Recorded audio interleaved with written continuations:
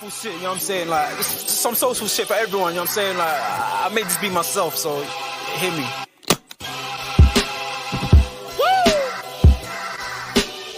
I mean, like, we can put all that clown shit away. This some real shit for you. I'm spazzing right now, so listen, let's go. Yeah. It's in their bones, the thoughts and harmony for the love of the money. Then fall victim for the cookie, then turn pussy, it's lonely. You said you hold it down when life get rough, we're here now, so show me. We move them losses to them wins. Heavy pounds, we make it ends meet. Converse of only few who make me feel like I be 10 feet. Yes, people. What's going on, man? We're back in the building. You already know the ties, you know the vibes already, man. Please make sure you guys smash that like button, make sure you share, make sure you subscribe. Obviously, we're here to talk Arsenal versus Liverpool this weekend, the big heavyweight clash. You know what I'm saying? Hopefully, it doesn't end in the same way Joshua and Dubois did for Joshua, and hopefully we're on the Dubois side of things. But of course, we will have to wait and see. Guys, obviously, I put up the poll as to whether you think Arsenal will win, it'll be a draw, or whether you think Liverpool will get that victory away at the Emirates. Usually, I'm never able, should I say, to lock into Arne Slot's press conferences when they're this early in the morning, but I've just seen that he is doing his press conference as we speak. So I'm going to lock into that, see what he's saying. See what's up. Let's take away that chat. I don't care. See what's up for the game. Maybe that might change my lineup potentially in terms of players who may or may not be fit. So obviously we'll wait and see. But let's get into it.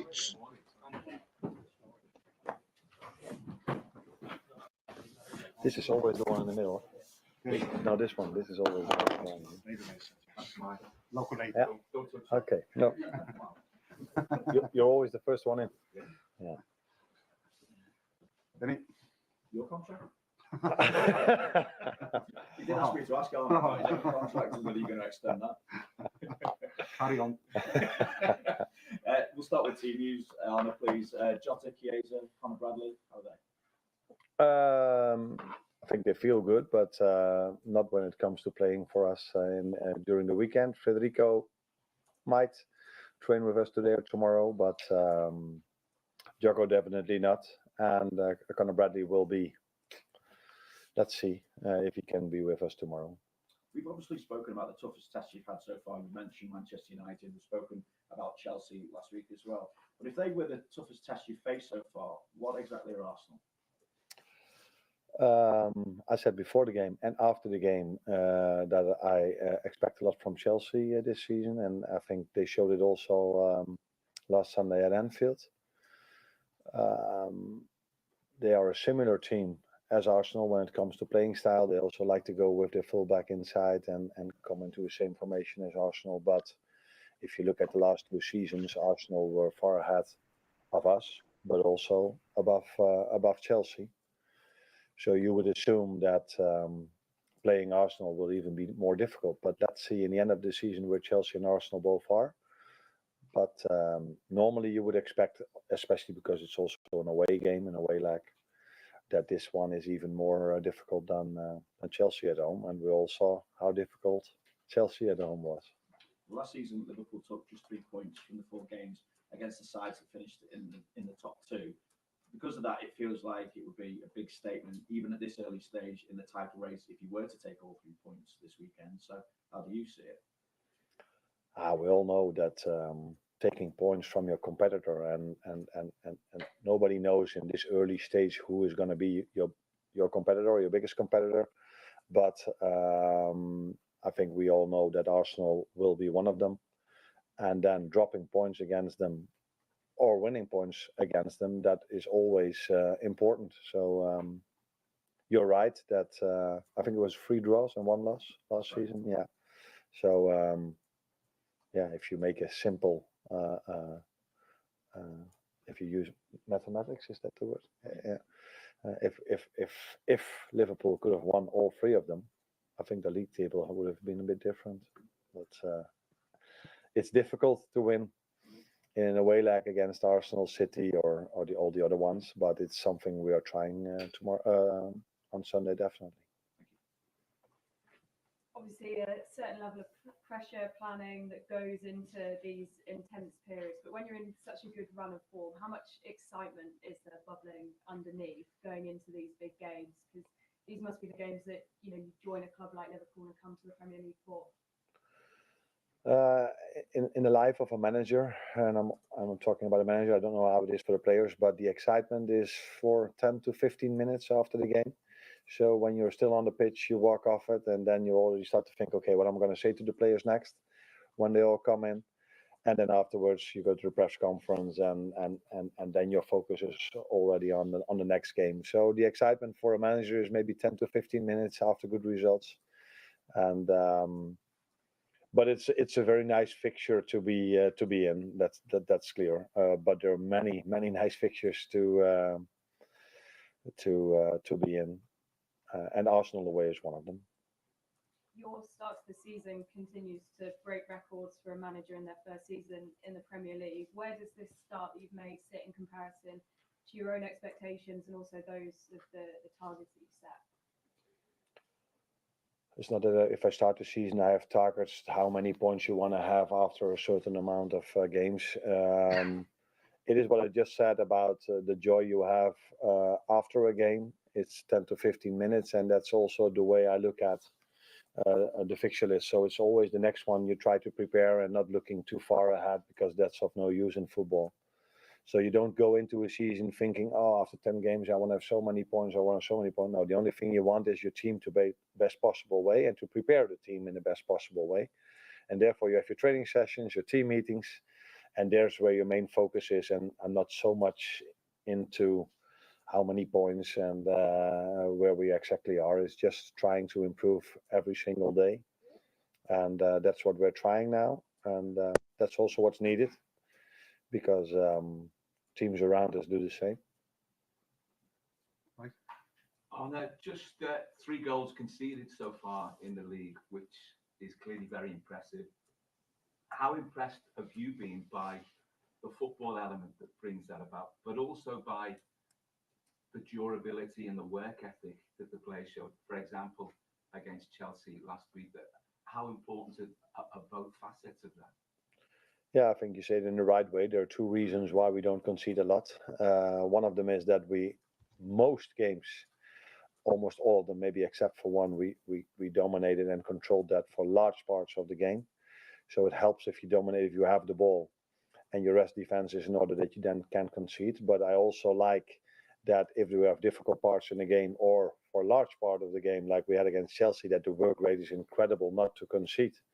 And that is something that's very important. And if you combine that with having the likes of Virgil and Ibu and the 2 goalkeepers we've used till now, that is probably one of the reasons why these 3 elements, why we haven't conceded that much. And then to be aware of the fact that we also have Joao Kwanzaa and Joe Gomez, who are in a good place when it comes to centre backs, and the goalkeeper speaks for itself, I think. The away record so far has been faultless. This is a difficult week in terms of in Germany, Wednesday, in London this weekend, it's Brighton next Wednesday. What sort of challenge does that represent, not just in a footballing sense, but logistics and the whole thing that sort of, disrupted training and what have you? Yeah, but that's part of our lives. That's also what the players are used to. If they play Champions League, or like last season, Europa League, that these challenges are there. Also that they are experienced in this, how to take care of their body, what to do immediately after the game and the days after to prepare yourself in the best possible way. For this game, we had 3 days in between. So that's more than we had before the Leipzig game. It's also more than we have for the Brighton game. Unfortunately for us, all these 3 games, we have 1 day less in recovery than the 3 teams we face. But that is also part of a season and part of our lives. And I think these players are experienced enough, and they get the help of a fantastic staff to be in the best possible way, physically prepared for that game. And it's my job also to prepare them in a tactical way as well. Hi, Arne. In terms of the start you've made, have you exceeded your own expectations before the season? Yeah, that's a bit similar answer that I just gave. There were not expectations for me. It wasn't like that I was at my holiday thinking about, okay, after 10 games, how many points do I want to have? No, the only thing I was thinking of was how am I going to try to bring the best out of this team that has been done for so long by Jurgen, and how can we continue that, and how am I going to do the individual meetings with the players, the team meetings with the players, and you don't think about points. For me, the way I think about it, it's about the process we are doing, what we do on a daily basis, and that, in my experience till now, leads in the end to points. That's why I didn't have expectations coming in when it comes to the amount of points we needed to have after 1, 2, 3, or 10 games. But there were expectations from me where the way I wanted to see the team playing. And I think that is matching my expectations at the moment. Hi, Arne. I want to kind of return to something I spoke to you about before. It's kind of retaining slender leads in games. Now, last time we spoke after Wolves, it was very much about towards the end of the game, you were concerned about not taking chances, but weren't really concerned about giving up shots. Whereas in recent games against Palace, Leipzig, and Chelsea, that's kind of changed. I believe it's 20 shots in the last 20 minutes of those games compared to 11 for Liverpool. Do you think maybe there's an element that Liverpool have been so good at defending these slender leads that it's starting to affect the balance between attack and defence towards the end of games? I think every game has its own story. Good so the question. Leipzig game, I just said about the difference in the period of rest we had in between the games. So that could be a factor where Leipzig was in the end of the game a bit better than we were. I don't know if that had anything to do with it, but it could. I think when I look at the Crystal Palace game, it was 1 or 2 transition moments where we were still, in my opinion, dominating the game, but we were a bit unlucky, or we didn't have the rest defense good enough in order to concede, combined with some set pieces. And I think the last chance Chelsea got was also from a set piece. So I liked, it was only the last 6 minutes of injury time where we had at Leipzig, where we constantly had the ball and controlled it, and those moments were not difficult. So also the Leipzig game, the first chance they had in the last 10 to 15 minutes was from a second phase set piece. But yeah, you also concede a set piece if the other team is a bit stronger than you at that moment. So no, I'm not worried, but I prefer to see that we dominate till the end of the game. But it's also good to see that if we have to defend, that we have a team that defends with 11, with 2 outstanding centre backs and a goalkeeper that makes saves as well. Last one for the breakout. Andy? Arne, just ask, how is Alisson progressing in recovery? Oh, he's progressing well, like we expect, but it's not a short-term recovery. So it's always difficult to judge him. I think the best way to judge an injury is in the end of an injury, the end phase of his rehab, and he's not there yet. So I can't tell you for how long he will be out, but don't expect him to be in against Brighton in the Cup or next week. Thank you. Thanks, Arne. You're welcome. Done and dusted. Okay. So yeah, nothing new. Really intrigued. There was one good question. There was just near towards the end there where the guy was asking him about. I think I know who that is. I feel like he's been on Sky Sports. The black guy, bald with glasses. He was asking him about the Liverpool basically towards the end of games. That question was probably the best question that I heard, to be honest with you, because it kind of I like questions that put managers on the spot. You know what I mean? I like to see how you react, and I felt like it put him on the spot there. He reacted calmly. Yeah, I mean, he dealt with that question kind of well. But yeah, other than that, there was nothing new. I don't even know why I even bothered risking getting a copyright for these kind of press conferences. They're actually so boring, man. They're so rubbish. He did speak about the injuries, obviously, right at the beginning. It's nothing new. Jota, no. Gazer, no.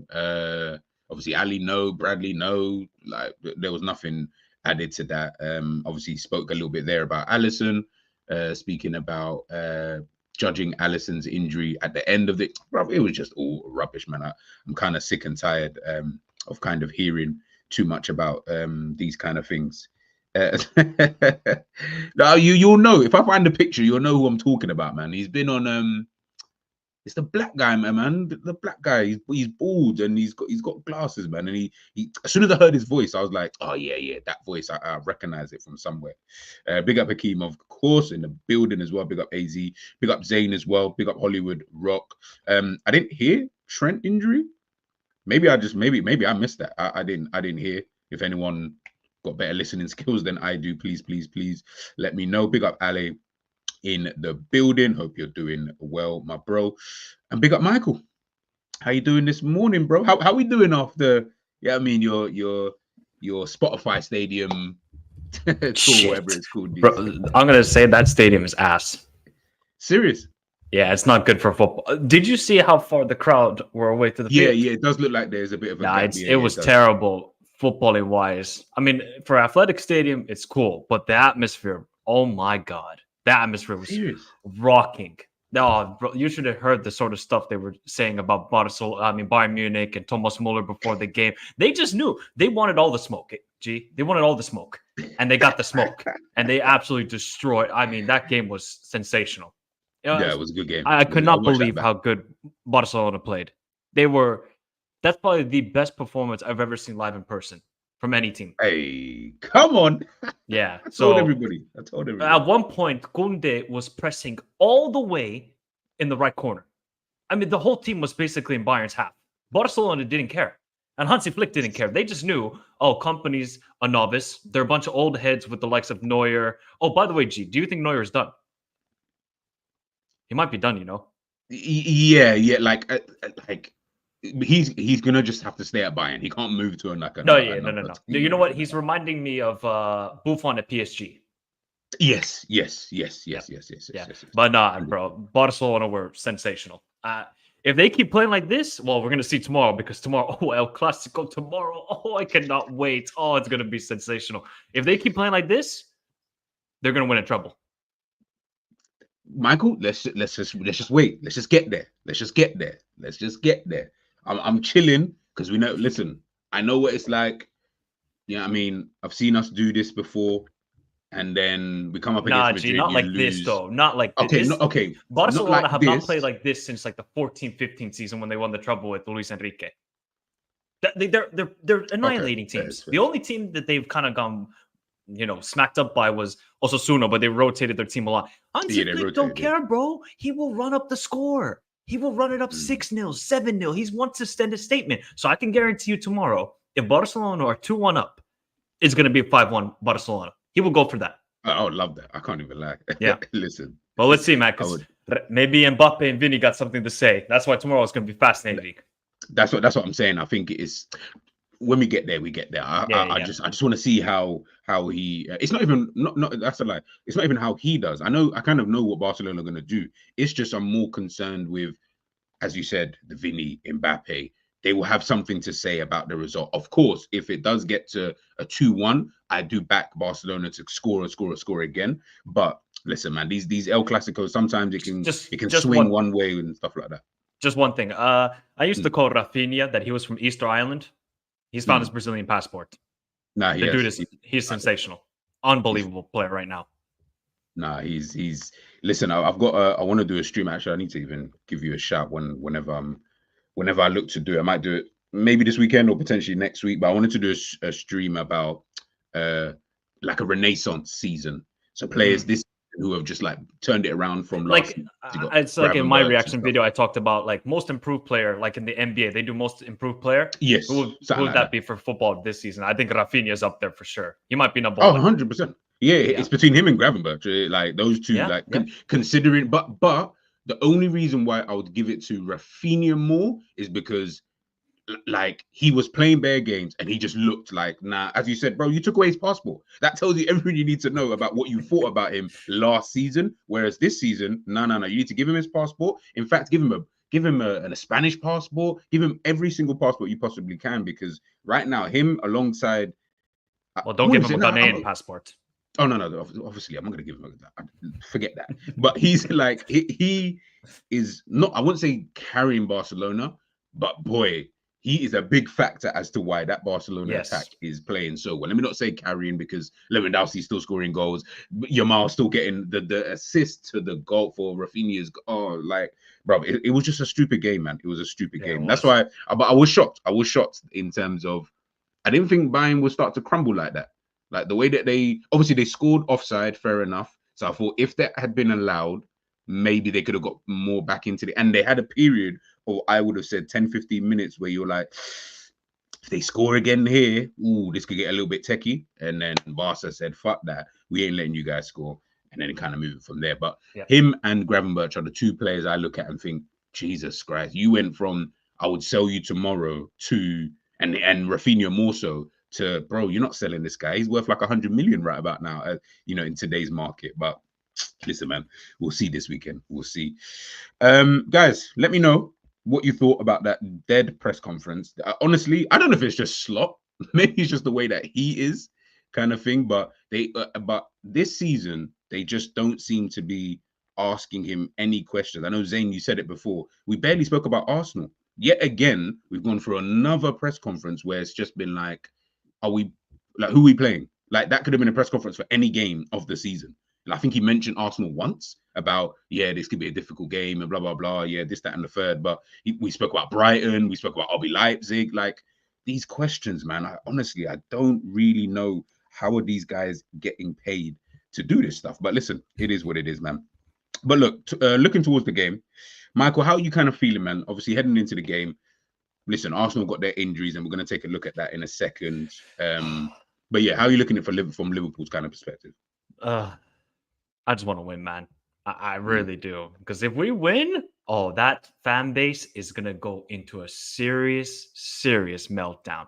You think it was bad last week and they lost to Bournemouth. If they lose this weekend, it's injuries, it's this, it's that. I really want to see what the excuses are. All we have to do is get the first goal of the game and we win. Yeah. That's how I'm looking at it. I think that's what Slot has to approach this game. Just get the first goal, guys. Control the tempo of the game. Because I actually don't know how Arsenal are going to really approach this. Are they going to go like toe for toe with us? Are they going to sit back? Are we going to sit back? This game can go either way. Because we've seen with Arsenal, away to Tottenham and away to Man City, it's a bit more defensive. We're going to hit teams on the counter attack. How are they going to do against a team at home, a big team at home? Obviously, they played PSG in the Champions League, but PSG have no striker and no player that can finish. So, yeah, from Liverpool's perspective, our forwards just got to be clinical. If Darwin can play the way he did against RB Leipzig, I think he can cause a lot of trouble, especially that Arsenal have no Saliba. So all you need to do, if you're Liverpool, just focus down the right side of Arsenal because there's going to be Ben White, who apparently hasn't been playing well this season. From Arsenal fans, I haven't seen every Arsenal game. The only Arsenal games I've watched is the PSG, the Tottenham, and the Man City. And I thought Arsenal were pretty good in those games. Defensively, they looked really rock solid. But if we can just nullify... Well, actually, what do we really nullify in this team now? Because there's no Ødegaard. There's no Saka. Maybe Saka is doubtful for the game. Like is a doubt. Yeah. So if we could just nullify...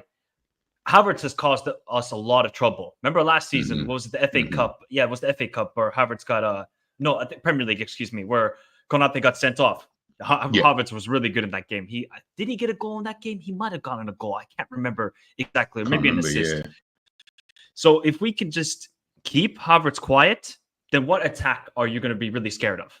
And I'm not saying that because these players are bums or anything like that, but they're just not in form right now. Like, they didn't score a goal against Shakhtar. It was a crazy own goal. So let's see what happens here. Liverpool just got to play their game, be confident, be professional about it, like they've approached this whole entire season, except for the Nottingham Forest game. And Liverpool should be winning this game. Now, I'm not going to say crazy scoreline, but they should be winning this game. No, of course. No. Listen, man. And we've won every away game as well. Exactly. We've got 6. I think is it 6 away games we've won in a row this season as well. So, look, Arne Slot, honestly, man, listen, man, I'll give it to Michael, I'll give it to Steve. They're the only 2 people, actually. You're the only 2 people in the whole YouTube space. And I'm talking not like, obviously, Steve isn't a Liverpool fan, but just in the whole YouTube space, you were the only 2 people who actually spoke good things about Slot in terms of just him as a manager. No, and myself, none of us, because we didn't really know. Of course, we don't really watch. Certain men had Slot out after one Yeah. One Hey, listen, news Hassam, I'm with you. conference. I'm doing a stream with Hassam tonight. He's gonna have to, whether he's taking it back or not, I don't know. But Don't worry, G. If definitely we're have to take doing that really back. well this season, I got a good video cooked up. Don't worry about that. No, but listen, man. At this moment in time, of course, right? As of Yeah. today's date, the 25th of October, we got to eat our words. You know, I say eat our words. We've Nah, not got to yet. just take a reality check in terms of this is why we all, myself included, but this is why we all need to, you know, stay a bit more locked in, not necessarily to obviously to leagues as well to see how teams are playing and stuff like that, but more so into the managers, because there was a reason why they went for a Slot.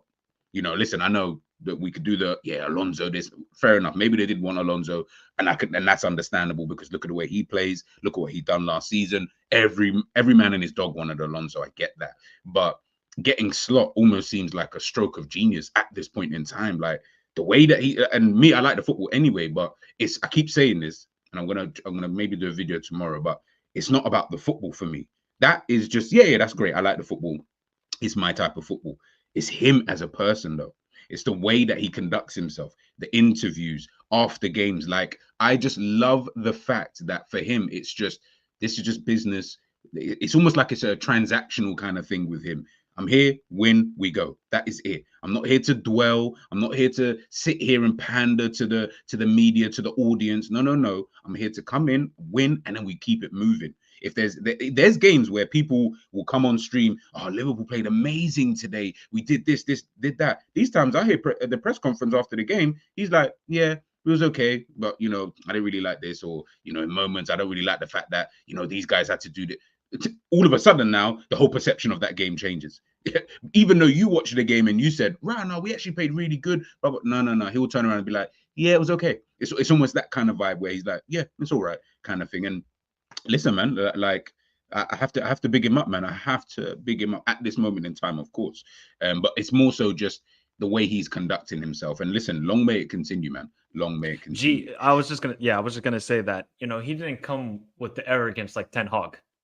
Ten Hag said, let's end the dynasties. Let's end the Lakers and Celtics dynasties. You ain't ending nothing, bro. You're just bringing the rain. You're bringing the roof that's leaking. And boy, you starting Mazraoui at a 10. Whew, good job, Ten Hag. Keep doing your work. That is the gift that keeps on giving, bro. You're just doing God's work at this point. That's what I like about Slot. Not arrogant, here to do his job. He is a 9-to-5 manager. Do your job and get out of here. Just do it. And he's doing it perfectly at the moment, but it's early in the season, so you can't get carried away if you're Liverpool fans or anybody like that. You got to just say, Arne, you're doing a good job. Continue with it, bro. But I would say that he inherited a very good squad. Compared to other managers in other leagues and in the Premier League. Slot came into a very good situation. He's got fantastic players. He's got world-class players. All he needed to do was just fine-tune some things, and he's fine-tuned them very well. Let's hopefully it continues. But now the big tests begin. No, 100%. And yeah, listen, look, he's had things go his way in that kind of sense. So, but you know what's funny, yeah? It come like Ten Hag came like as if he picked up the Boston Celtics and he's got, you know, Tatum and all of these guys on the team. And I'm like, nah, like you didn't pick them up. Like you picked up. He picked up the Charlotte Hornets. That's what he did. Yeah. Like you picked up them, and then you thought, as you said, you can break the dynasty of those. No. It didn't. It was never gonna work like that. And yesterday, like I said, he's the gift that keeps on giving. His reasoning for putting Mazraoui in the 10, what was it? Something about that he worked with him in that at Ajax doing that way or something like that. Like I said, sign the lifetime contract, bro. Just sign it. yeah, because at this point, it's just becoming a bit ridiculous. Let me just get this up for you guys. So yeah, but nah, listen, man, Manchester United, honestly, they make me laugh every single week. So, no, sorry, they don't make me laugh. It's the manager makes me laugh more than the team. The team, I'm like, whatever, blah, blah, blah. Like they're losing games, cool. But it's the manager, it's the things that you say. And that's where I would be more frustrated is if you're losing games, the team's not good enough. I'm good, like not good with that, but at least I've got a reason to be mad at that. But it's you as a manager, you're coming out after games and you're saying stuff that doesn't really even compute with what we just saw. Like you lose a game to whoever, like a Brentford or Brighton, but then you'll come back, yeah, but we played, you know, really, really well. You know, we did this, we did that. Okay, no worries. That's one game. You lose another game, you say the exact same thing. I'm like, you know, this is kind of what like I would expect the Luton manager to have said, because they're expected to lose games, but they're gonna come out of it thinking, well, you know what, we gave Liverpool a game. You know, we drew 1-1. You know, like I expect you to be gassed at those kind of things. You're Manchester United, one of the biggest clubs in the world. And the way that your manager speaks is as if you're just some tiny club. And then compare that to Slot, where he comes sometimes after games and he says, I'm disappointed. And we need to do this, we need to do that. He's very honest with himself, and he knows where he did mistakes. He knows where the team did mistakes, whereas you're just trying to cloud it and live in la la land, and you're, I don't know, you're on an ayahuasca trip with Aaron Rodgers. Like, bro, you got to be a little bit realistic here if you're Ten Hag, but he isn't, and that's what I like about Slot. So let's see what he's going to cook up this weekend. Nah, man, 100%. But yeah, look, obviously, I got the two players that because I know Odegaard's going to be out. I have seen, I was checking this morning. It looks like, obviously, things can change, but it looks like Saka will start or will be available, should I say, for the game. Whether he starts, I don't know. He might bring him off the bench. He hasn't trained at all this week, though. I know. That's why I think think he would start on the bench. Yeah. That's why I think he starts on the bench, and then he brings him on second half, maybe to change up the game kind of thing, depending on, you know, which way the game's kind of going. Obviously, if they're winning 4-0, I doubt he needs to, you know what I mean, to bring him on. But if they're losing or it's a draw come half time, I can definitely see, you know, he's going to play some part, you know, of the game. They can't really not have someone like him playing. But those are the two players, you know. Michael said it there, Kai Havertz. Listen, man, he's such a weird player, but he's a threat. He can be a threat. Like, I don't want people to sleep on Havertz and think, nah, Havertz. No. Havertz, very good in the air. He can battle with a Konate and Van Dijk in the air. I've seen him do it for Chelsea. He scored headers against us for Chelsea, you know, when we've played against them, when he used to play for Chelsea. And even when he's for Arsenal, he can do all of that stuff. So balls into the box. I'm not saying every ball, and I do expect Konate and Van Dijk to win more of those, but it's the few that they don't win. That's where I'm going to be a little bit worried. He's got good hold-up play. He likes to drop into that midfield, drop a bit deeper, which then allows, you know, players to then run on beyond him. He could be a bit of a threat. And obviously, Saka, we know what Saka's about. We know he's going to try and cut inside, put the ball into the box. So you just got to be, you know, a little bit careful. And I think if he does start, Robbo and him, they have good battles. They do have good battles. Sometimes Robbo wins, sometimes Saka wins.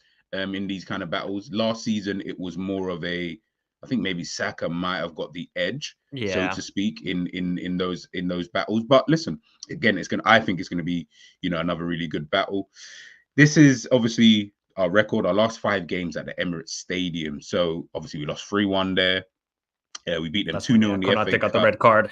Yeah. And Alisson blunder with Van Dijk. Yeah, the dumbass mistakes. Then we lost 3-2. That was back in 2022, and then we beat them 2-0. So yeah, and then beating them 2-0 just before that. So yeah, we've got in the last 5 games, we've won 3 times, 3 out of 5 times, which is pretty good when you think about it. So it's not like we're going there and we're like, oh, bloody hell, man, we never really win these games, you know, at the Emirates Stadium and stuff. No. We can go there and we can show that, you know, we can get the victory at the Emirates Stadium. It's just whether or not, and obviously we're going to talk about Arsenal's style of play. It's just whether or not we're able to deal with the way, you know, I think that Arsenal are potentially going, you know, to line up, man. Big up Ends, big up Marianne, by the way, man. Much love. Big up Ends in the building as well. Big up Red for Life. Big up LK. Hope everyone's doing well this morning, man. Hope you're all blessed. Hope you're going to have a good Friday. Yeah, I'm trying to say. Looking forward to Rice and Marino providing build-up, zero creativity or goal threat from that midfield. You'd be surprised. Rice will turn into prime Perlo if he wants to. Keep it real. Big up. All right, cool. Let's take a look. So obviously I was taking a look, like watching some videos. Also, I watch Arsenal quite a bit as well. To be fair, they're probably them and Manchester City. I watch more or less all of their games, or I always try to catch highlights of their games. And I think a theme of Arsenal, specifically more so last season, this season they've obviously conceded goals, but what they're really good at when they want to be is nullifying the opposition. They know how to plug gaps like there is no tomorrow. Like it is, you'd think they were a plumber. Like the way that they do it is mad. And that's my issue with Liverpool in this kind of game. Is if Arsenal, this is obviously against when they played City last season. So you can see obviously the way that they press, the way that they set up, the way that everyone is so friggin' organized in that team. I don't care who plays, they're all organized. Arteta's really like I rate Arteta. He's really got these guys kind of, you know, just put like a well-oiled machine in the way that he wants his team to play and, you know, stuff like that. My only issue for Liverpool is so far this season, and I think it's always been a theme, Liverpool are not really good at breaking down these type of teams. We're not really good. We saw it against Nottingham Forest. That was a prime example. Now, every other team hasn't really dug deep or been such a machine in the way that they defend. So we've been able to, you know, we can cut them through, and, you know, we've got good players, you know, further forward, etc. But Nottingham Forest were the team that I looked at and I said, that's the game. I feel like Arsenal are going to play quite similar to that, but they've got better players going forward. So when they do counter-attack us and stuff, which I think they might do, that's where Liverpool are going to face problems. But it's more so when Liverpool have the ball, I think Arsenal may, and again, this is just a guess, I think Arsenal may look at it and think, give Liverpool the ball. Give them the ball. Because if we give them the ball, they're not going to do anything with it. They're not going to be able to, they can't cut us through. We're not a Man City in the way that we do things in terms of the rotations are so mad, and you guys can see here Bernardo Silva here and KDB there, and Foden runs in the gap, and Doku pulls out wide, and Carl Walker's on the other side. We don't really do that. We're a bit more methodical. We do it well. I'm not saying that we don't do it well. We do it well, but I just think that's where Liverpool may face a little bit of problems. But I would love to be wrong. What do you think, Michael, like in terms of the way that Arsenal play? I was just going to ask you, what do you think now that Saliba is suspended for the game? What do they do then in that situation? Because I think Tomiyasu is still injured, no Calafiori. So, and I think Timber is also a doubt. So I wonder, what is then Arteta going to do with that two centre-back pairing? Obviously, he's going to start Gabriel, but then who else? Oh, shit, I've just seen it. So there's no Timber as well. Yeah. So I would have said Timber could just slot in there, but fair enough. No Calafiori, no Tomiyasu. Okay, that maybe changes things a bit then. I don't know. Does he play then Rice maybe at the right centre back position then? But then who goes in midfield? What, Marino and Partey? Jorginho and Partey. You wouldn't play Marino? I think Marino's going to be the third one, just further forward. Who else have they got? Oh yes, they got three. Yes, sorry, they got three. Yeah, they got three. I don't know. Then I actually don't know who they play there. Yeah, exactly. That's like my biggest question for them, because yes, they have been very good defensively, but I think that's down to Saliba. Like Saliba is, that guy's a monster. But yeah, 100%. His suspension could be very pivotal into this game. If he was starting, I'd be like, okay, Liverpool are going to maybe find it very difficult to break down Arsenal. But I actually don't know who's going to pair next to Gabriel. That's my biggest question here. Okay, that maybe Ben White could play at right center back. Then maybe Thomas Partey could play at right back, because I think Arteta has done that. He's done that a couple of times. Like the dude is a madman. Can you imagine Diaz versus a fucking Partey? That foo guy will just be heavy. Lucho better cook then. Lucho better cook like it's empanadas all day, every day. So yeah, look, Arsenal are a very difficult team to break down. And I think we've seen that, Man City was a prime example. Way Tottenham, did they really create anything against Arsenal? No. PSG, yeah, they had a couple of half chances there. That's the one thing I'll give it to Arteta. Very good defensively, right? Very, very good. But the attack right now, it is so dry, like the Saharan desert. They didn't create anything against. Okay, they created that one situation against Bournemouth where they pressed well. Martinelli had that golden chance where he should have scored, and the only goal they scored against Shakhtar was an own goal from the goalkeeper. So the attack now is suffering big time. So is Arteta now just a newer version of Diego Simeone, the Nando's version of Diego Simeone? Because the way he's sort of developing his style of football, obviously against the smaller teams like Ipswich or Brentford or these sort of teams, he's going to be the more attacking team. But recently what we've been seeing is when we go away, we're just going to bunker down and defend and just try and just keep a clean sheet. So are Arsenal going to be like that against Liverpool over the weekend, or Do they maybe see some weaknesses in Liverpool's game as well? Who knows? It's a very fascinating battle on to see. Actually, you know what, G? I think this game is going to be boring. I don't think this. I don't think this is going to be exciting at all. My score prediction. Yeah, I've got it as a very boring game. Yeah, I just don't think it's going to be. I think Arteta will be fine with a 1-0 0-0. Yeah. With the injuries they got right now, and with Saka and Erdegaard, Saliba, and all these guys, I think he'll be fine with a 0-0. Yes, in the long term, could it affect the Premier League title race? Perhaps, but I think Arteta's like, we just got to get a point here. We just got to get some confidence going. Yeah, they only lost one game, and it just seemed like the whole world was just collapsing on Arsenal fans. But they shouldn't think like that. One loss doesn't define your season. Maybe in the later on in the season, if that occurs, you can talk about it. But now it doesn't matter. And without Saka, that's another big miss. Really, he is. I think Saka is a wonderful footballer. I wouldn't say he's world class because I got very high standards for world class players. But he would be very difficult absence as well, and so is Erdegaard with the creativity. But look, Arsenal are a very difficult team to play against. That's the one thing I will say. You don't want to play against them. It's like Atletico back in the day. Like Atletico nowadays, not very good team. I mean, they're still a very good team, but they're just not as difficult to play against. Now Arsenal have kind of sort of taken that mantle of, you don't want to play against us. We're going to make life a living hell for you. Yeah. So are Arsenal now like a top 3 defensive team in Europe? I think they are. If we're going to be honest, them, Inter, and maybe you could throw in Liverpool in that scenario at the moment. So if you're going, I would say Liverpool would be third purely because it's only this season. Whereas Inter and I'm just talking about like this season. Yeah. You can also bring Juventus into that discussion as well. So if you're going up against a top 3 defensive team in Europe, you're in for a tough job. So then the likes of Salah, Diaz, they got to be on fire and in the mood in Sunday's game. There's also Darwin. Yeah, listen, man. I think all of those guys, and obviously we'll do our predicted lineup for the game. But I agree with everything you said, man. I just think that obviously as soon as you start, I'm trying to look everywhere, thinking what's like a predicted lineup that Arsenal might potentially put up, and from the ones that I'm seeing, I'll just quickly see if I can put this one up. So who they've got at the back. This is just one predicted lineup.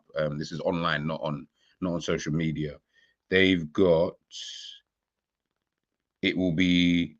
Oh right, they got Timber. So Timber might potentially be coming back for the game. He may be potentially, but it's got Timber, obviously Ray in goal. Timber, White, Gabriel, Zinchenko at left back. Oh, please start Zinchenko, please. Then they've got Marino, Partey, Declan Rice, which is the one that I think you'll say. Oh, no, but you said Jorginho potentially. And then but that's if Rice starts at center back, then they would start. Okay.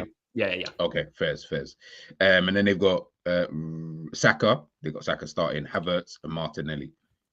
That front three could cause you problems if they start. Yeah. That front three can definitely cause problems. Front three can definitely cause you problems. I know Martinelli's been on a bit of a. He's another one actually. From what I don't listen to all Arsenal fans. Tariq being only one of a few that I listen to, and from what I've seen him say, he's been on a bit of a renaissance this season. He's not getting the GA that people want, but his performances have been a lot better this season, and he has been, from what I'm hearing, a bit unlucky in certain games and stuff like that. In terms of could have scored here or should have scored or whatever kind of thing. So yeah, I think those three, if they start, of course, it's more Saka if anything.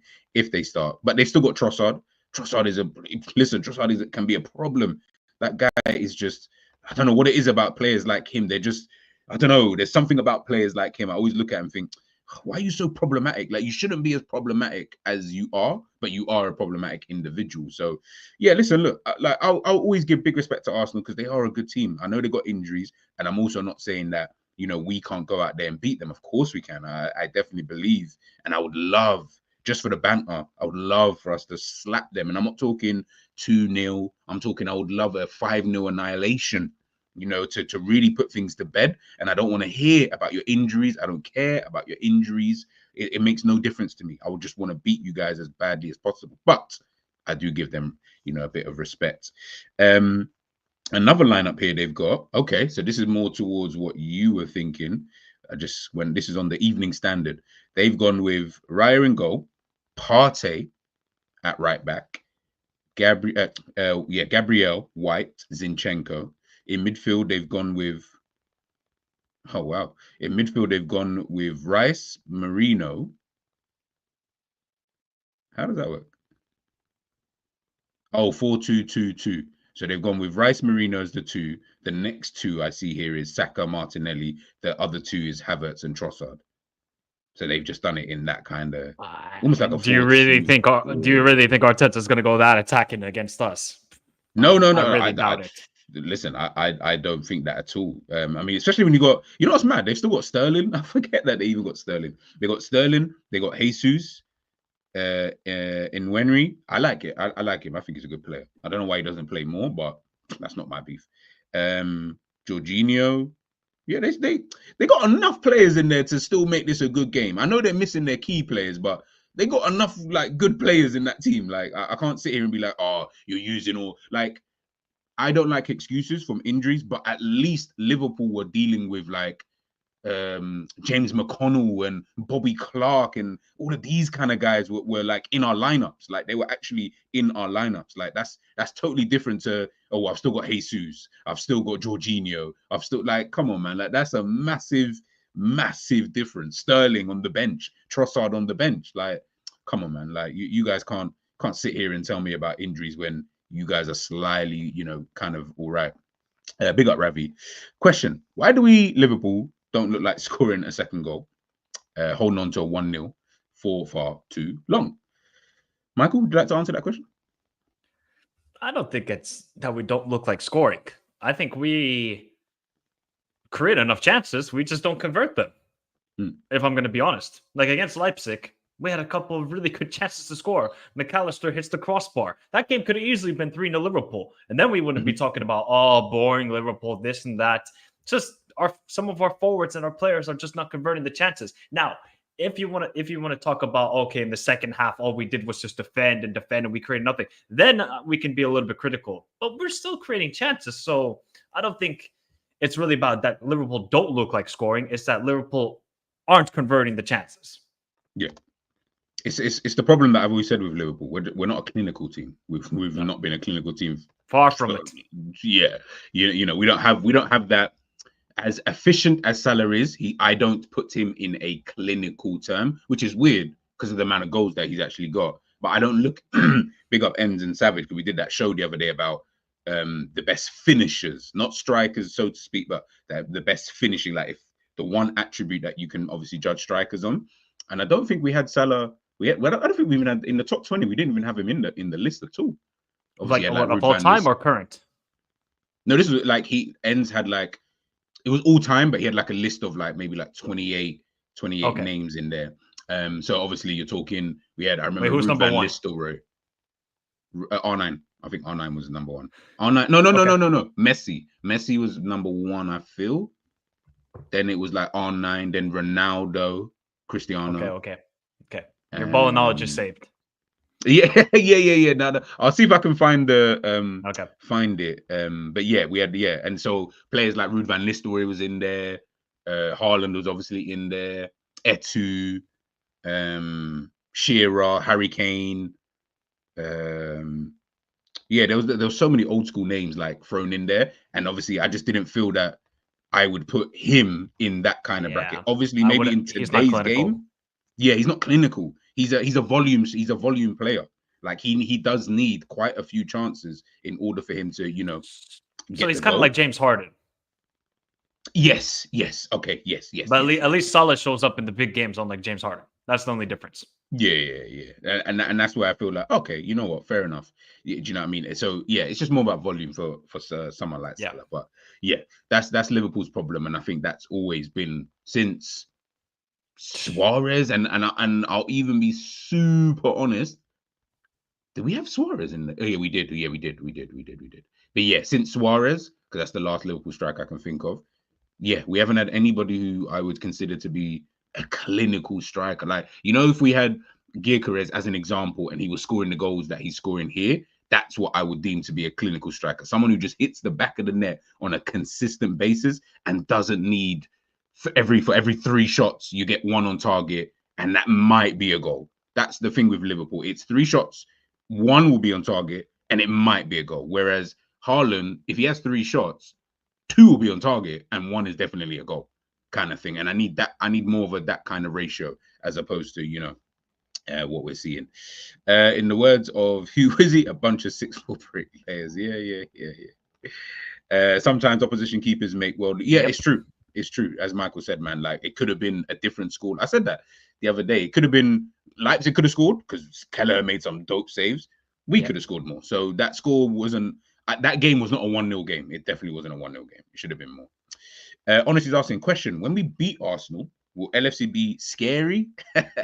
Then and will Arne Slot get the respect he deserves? Be scary.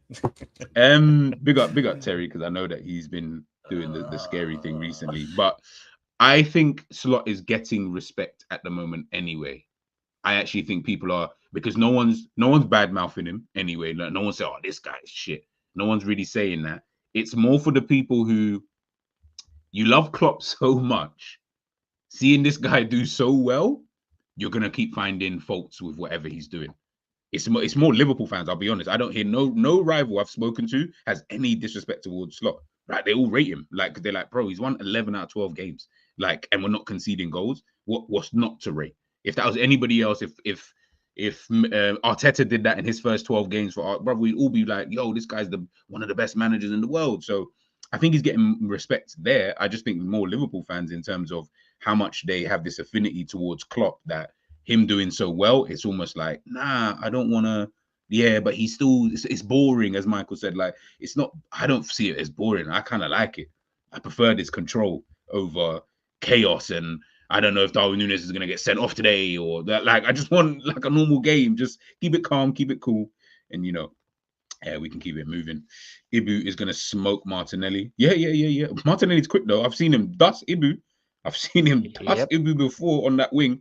So, yeah, he will smoke him in terms of if they ever came to a physical battle, obviously he'll kill him. But, I mean, I've seen Martinelli literally dust Ibu down the line, and it wasn't pretty.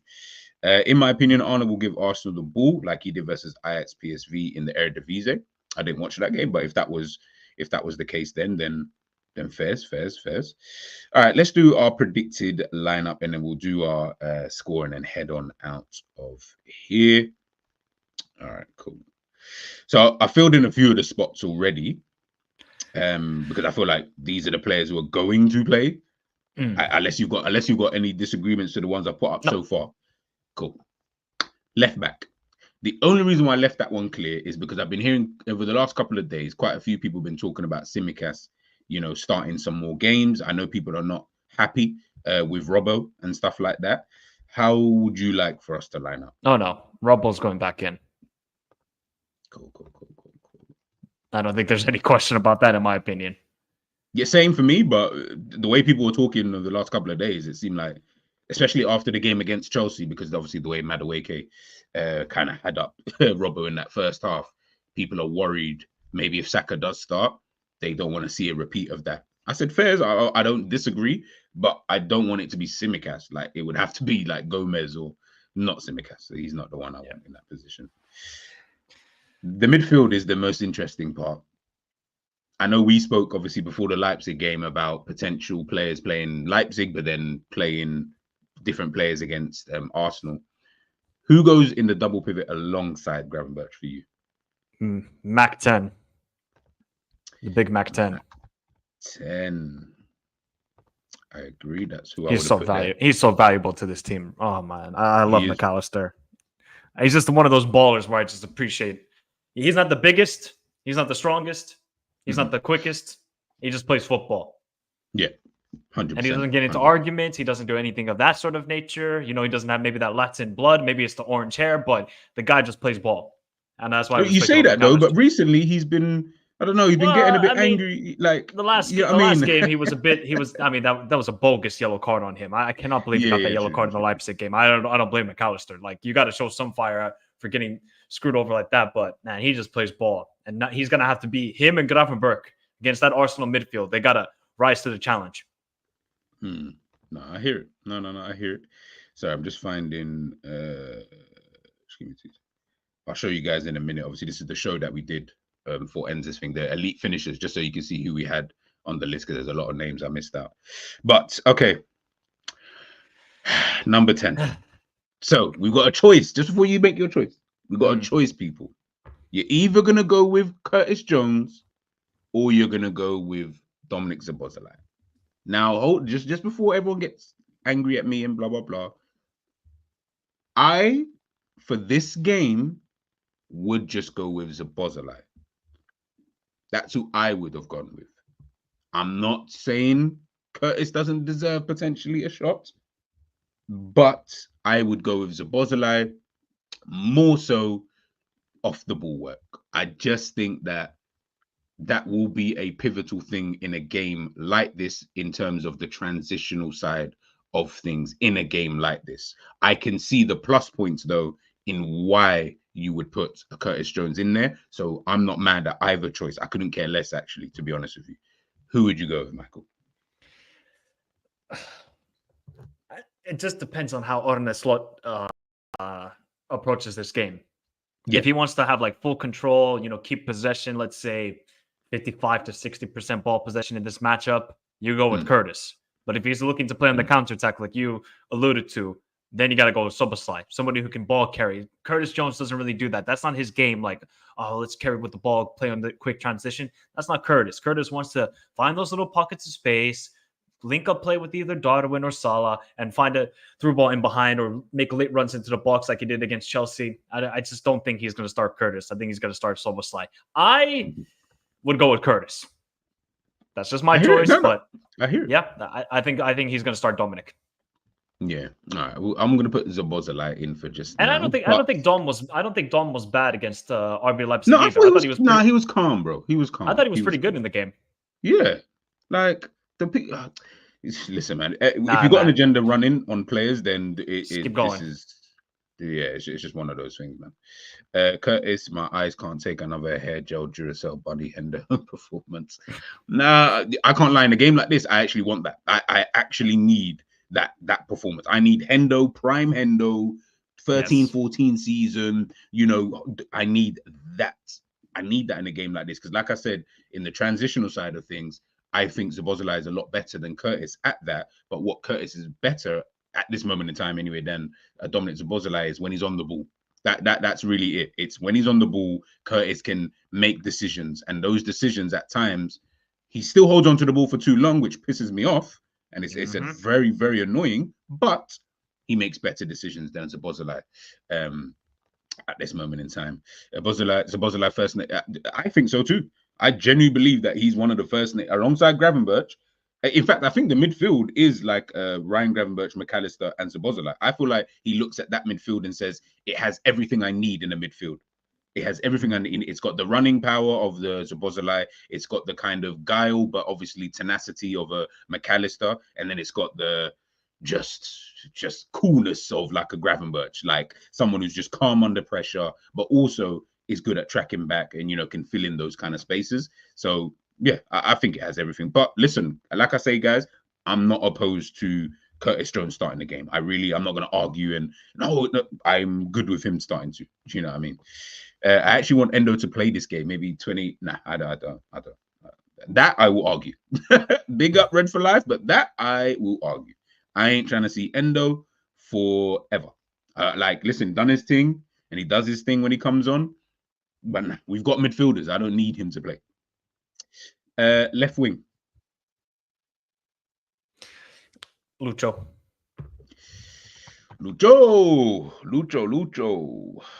Yeah, I hope he has a good game. Yeah, I think he needs to step up again, man. It's him and Salah. Without them this season, we wouldn't be scoring a lot of goals. I'll say that right now. No, it's true. No, I do. Red for Life, I do. That was last season though. Do you know what I mean? Like we never had we never had a this season Gravenberch. We never had a this season Diaz. Like we got players that last season weren't doing what they're doing this season. So I don't feel like we need like an Endo in the team. But listen, I respect it. But yeah, Lucho, listen, man, he's playing really well this season. Really, really well. As Michael said, him and Salah, they're the only goal scorers. Just remember, G, everybody wanted Anthony Gordon. The man has one open play goal this year. You know what? It's so ironic that he's only got one open play goal this year, Aye, man. and Lucho's got however many Hey, goals. man, I knew got.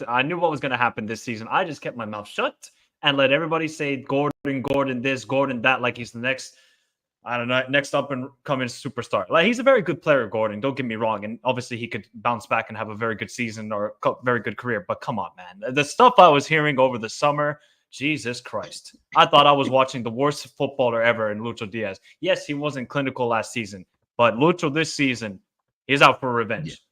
All these, if you want to put any stock, put into Colombian players because these guys are just balling out right now. They're balling out. Michael said it, guys. If you guys have got on the stocks exchange, I mean, G, am I wrong? Look at Jon Duran. No, that's true. So James, I mean, James is still James, and then you got other players like Daniel Munoz at Crystal Palace. Like they're balling out. I like right Daniel now. Munoz. I like Daniel Munoz. Yep. I like him. Yep. I like him. All right. I think we know who's going up front. Please, bro. Please just score in this game. Please. Pantera, por favor. Un golazo, por favor. Oh, man. I think we know that it's going to... Listen, look. If Darwin puts in the same kind of performance he put in against RB Leipzig, then I think that'll be fine, and that will go some way towards... I don't think it'll be enough to win the game, but it will definitely go towards some way of helping Liverpool to potentially win this game.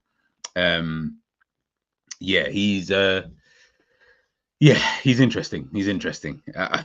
From when Michael's asking, please, I beg you score, I feel like you've said it. You said everything that needs to be said on someone like Darwin. But listen, I think he's going to start anyway because Jota's out, or Jota will definitely be out anyway, and won't start the game. So yeah, he's got a lot to fill, man, a lot to fill. So he's just got to do his thing. Please just help towards us winning the game. But it's not just him, of course. But you're the number 9. Unfortunately, Hollywood Rock, it is this. It's 2 goals in 19 games. Now, of course, a lot of those have been substitute appearances, but it's still 2 goals in 19 games. There's a reason why it's 2 goals in 19 games. So unless you are Roberto Firmino, and even when he wasn't scoring, I was still getting pissed off because I was like, bro, he was actually missing opportunities at times. Like, it's not even just he had no opportunity, he was actually missing. If Firmino, like when Firmino was getting these kind of numbers, I wasn't sitting there happy about his off the ball work. Fuck your off the ball work. Bro, put the ball in the back of the net. Like, at some point, you do have to put the ball in the back of the net. Like, you cannot keep getting away with, oh, but he's the system. I don't give a fuck about the system. If your striker isn't scoring, it doesn't help the team. Because unfortunately, what happens is if Salah goes for a drought or Mane goes for a drought, you haven't got that other guy who you can at least in your front three say, well, he is the striker. He can help us. Firmino wasn't doing none of that at time. I remember that season where he didn't score a home goal. Was it a season he didn't score like a home goal or something like it was weird, man. Weird. So he definitely needs to improve on that.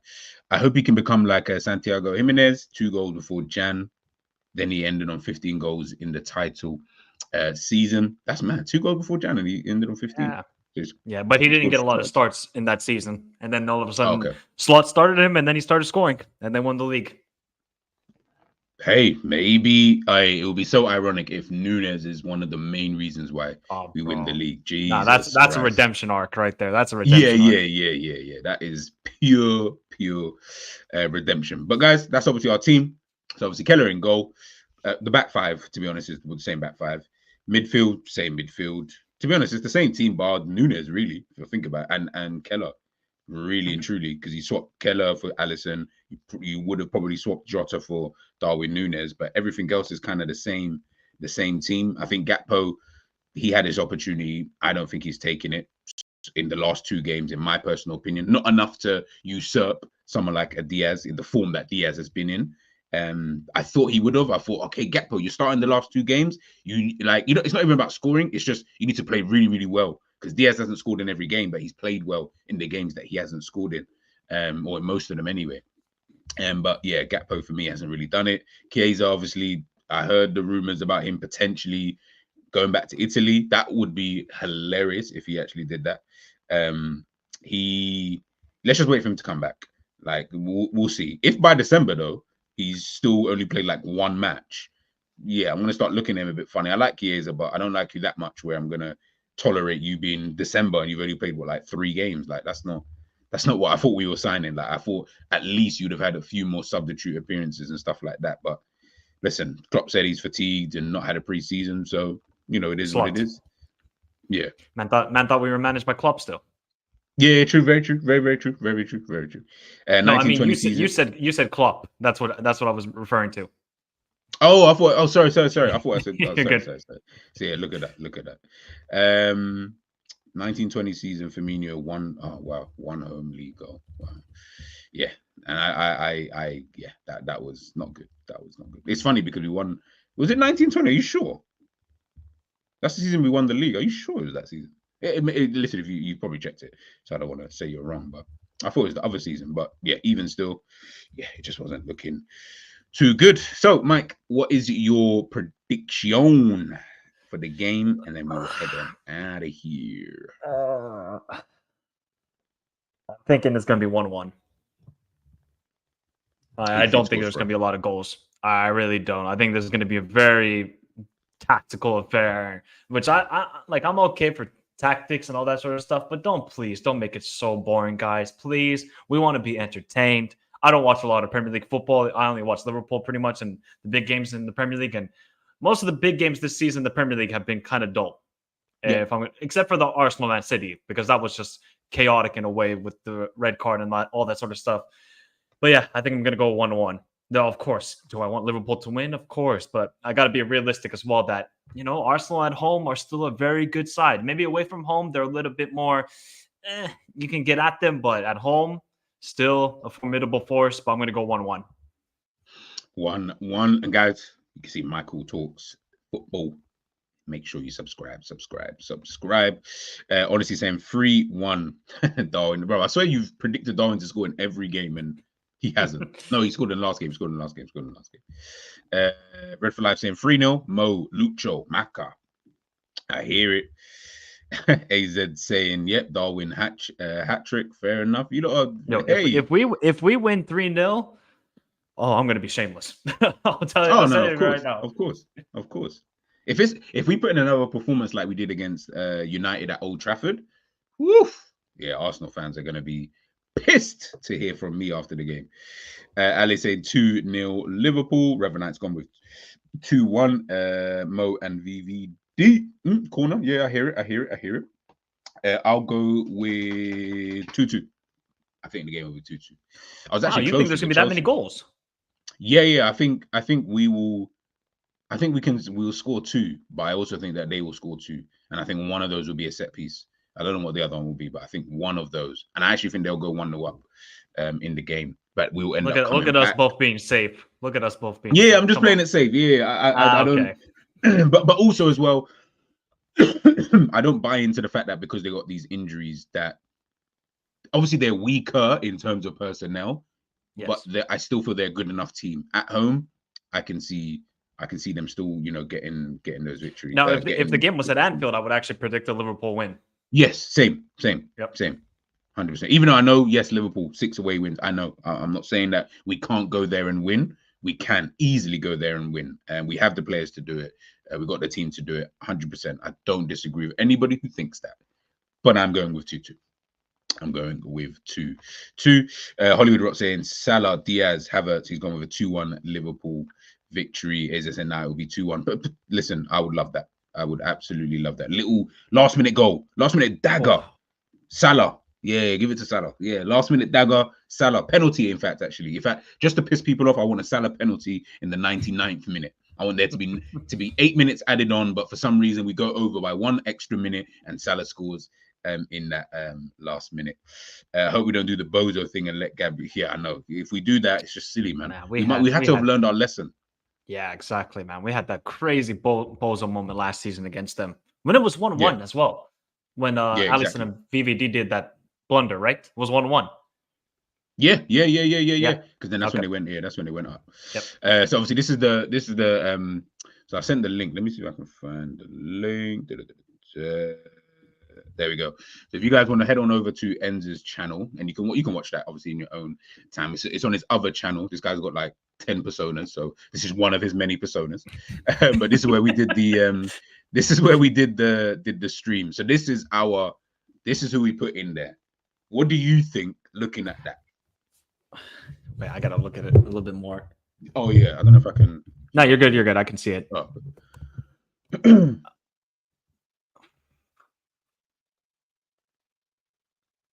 I'm cool with like this.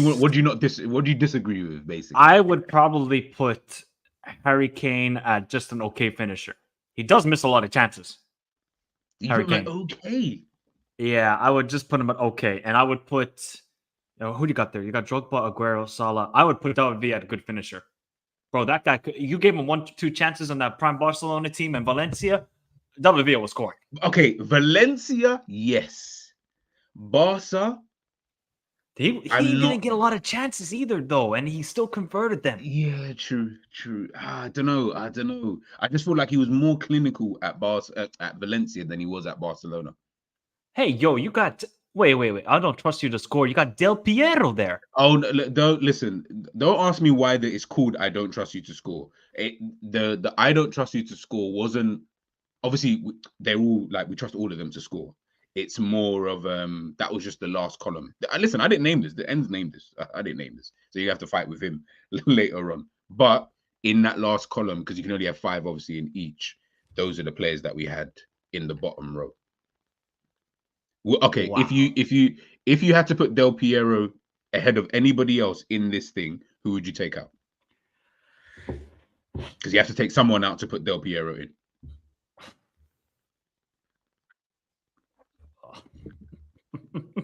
You see, this is what I'm saying. It's not easy. Yeah. It's not easy. So it's not like we're disrespect. Obviously, Del Piero is a bad man, but I wasn't going to take out anybody. Maybe you could have had a conversation with Salah. Actually, maybe it's either Salah or Aguero. Aguero, nah, Aguero has to stay, man. Aguero has to. Actually, I'm thinking about Aguero at Atletico and Independiente, and he was a baller there. It was just the latter stages of Man City where he was missing a lot of chances. Yeah. Okay. But we saw. Yeah, I guess Del Piero has to be there, but Del Piero cannot be. I guess he's in that sort of. Don't listen. Well. Don't look at the name. Don't look at that name was triggering me and Savage as well, because I don't trust you to score sounds crazy. Like that sounds crazy, bro. If you're having the brackets where there's Del Piero and Defoe and the same thing, I mean, we got to bun that stream ASAP. I'm going to report it. The Defoe one was actually hilarious, man, because I've always stated, I don't rate Defoe like that. I've never. Why is it always when these international breaks come up and there's like, oh my god, man, Defoe was a baller back then? No, he wasn't. I mean, he was. That's what I keep telling people. But he was not like elite or anything. Yeah, like he was like semi okay. Like, and when I say okay, this was like Tottenham was so shit that he just looked better than you know than what he actually was. Pavlyuchenko looked good. Yes, that's another one. Yeah, obviously, honestly, we didn't have every player. Obviously, if we had put every single player since the league began, like we would have been there for years. So he just picked like a handful of players that he wanted to obviously choose from, and then we just. But you guys did right. Suarez is an elite finisher. Of course he is. Yeah, of course. 1000%, bro. Of course. It was difficult though. Like we were struggling a little bit. It is difficult because I mean, another player maybe could just be a good finisher, and I love the guy, would be Zlatan. No, but so the reason why we had him in very good finisher, from what I can remember, and I'll speak for myself, was he had an array. He's got an array of finishers. The guy's doing bicycle kicks from the fucking halfway line, against England. He can rasp the ball into the net. He can finish on both feet, corners, top bins, free kicks. And he scored a lot of goals. I know PSG, whatever, but he still hits the back of the net very consistent. Even when he went to Manchester United and they won the League Cup and the Europa League, he was hitting the back of the net super consistently, for them. So I think that's why we had in there. Maybe early years Zlatan wasn't as clinical as later years. Those years he was more like the extraordinary finisher. Like he would score these like really, really good goals, but I wouldn't have called him like some clinical striker. But he got better with time, and especially when he went to PSG, I felt like his scoring is just mad. Like he can just score from anywhere. I'm trying to think who else is in there. Drogba was one we argued about for time. Like we argued about where to put him for time, because originally we had him in I don't trust you to score. I love Drogba, so I can't really say anything about that. I'm gonna keep my mouth shut, bro. I love Drogba. I know he didn't score a lot of goals, and obviously, honestly, just brought it up that he didn't score a lot of goals. But man, when you needed him to score, he scored. Yes, I agree. He did. But it was more how clinical was he with his finishing? Like, remember, forget what so what we had to try and do here. Forget what the player did in terms of Yeah. how important they were. We were just only rating them based on finishing, not the actual player. The player, obviously, we'd have different ratings for all of that. Like Del Piero wouldn't be in the bottom one. Like Benzema wouldn't be there either. But just finishing, that's why Benzema was down there, because I was like, I don't feel like Benzema was okay in comparison to the rest of these guys. I don't feel like Benzema could have gone ahead of anybody else, because I feel like they're all better than Benzema at finishing. Yeah. Benzema is the same thing. Like early stages of his Real Madrid career. I'm not talking about Leon, because Leon, he was a very good player, but early stages of Madrid, I mean, he was missing a lot of chances, and then only into the later stages of his Madrid career, after like really Ronaldo left and Bale, that's when you saw Benzema just take it to another level. I don't know what he was eating then, but he was just an elite finisher. Every time he got a chance, back in the net. Yeah. Nah. Again, Mo, you're looking at the volume of goals he's getting. Yep. Don't look at it like that.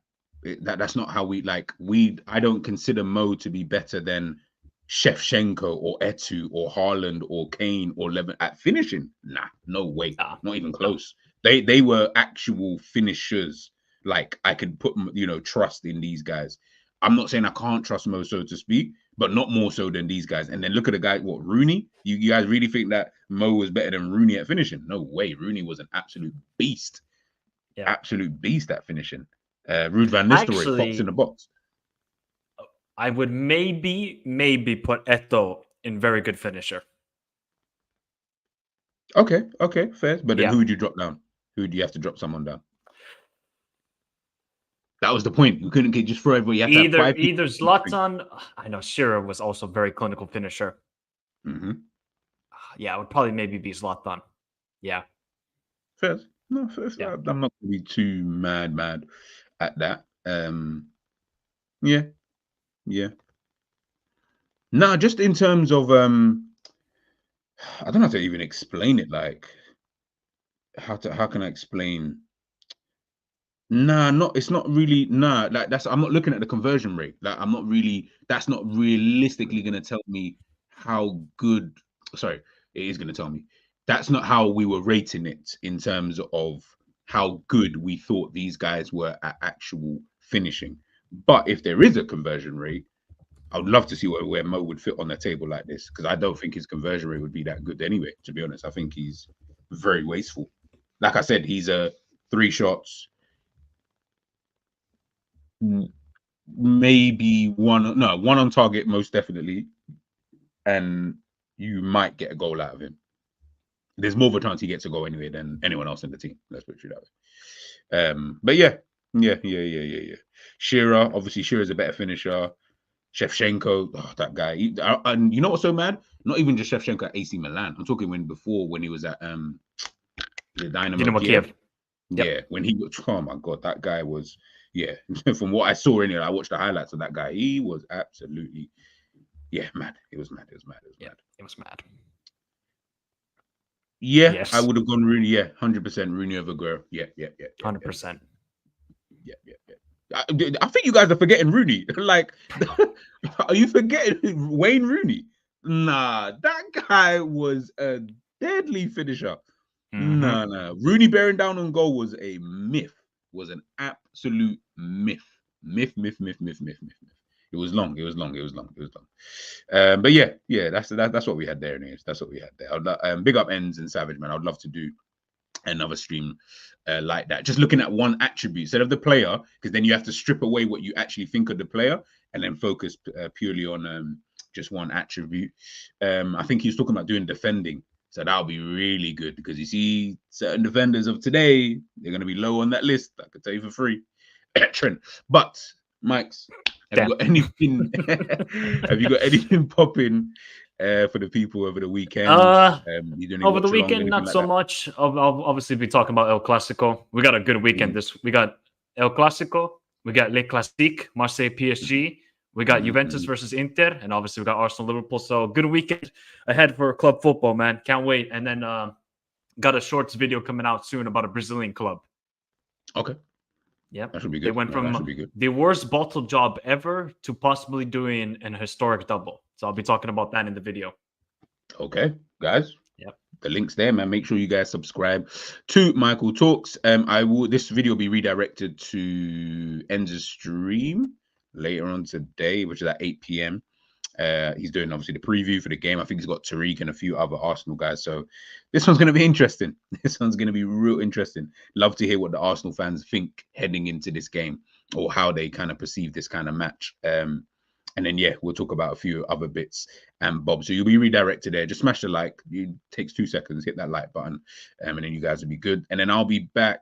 I'll be back after the game, most definitely. I might do a stream tomorrow talking about Arne Slot. I might do one in the morning, just before the 12:30 kind of kickoffs. Just something to just kind of do. So make sure you guys stay locked in, stay tuned. And yeah, we'll see you guys later. Peace.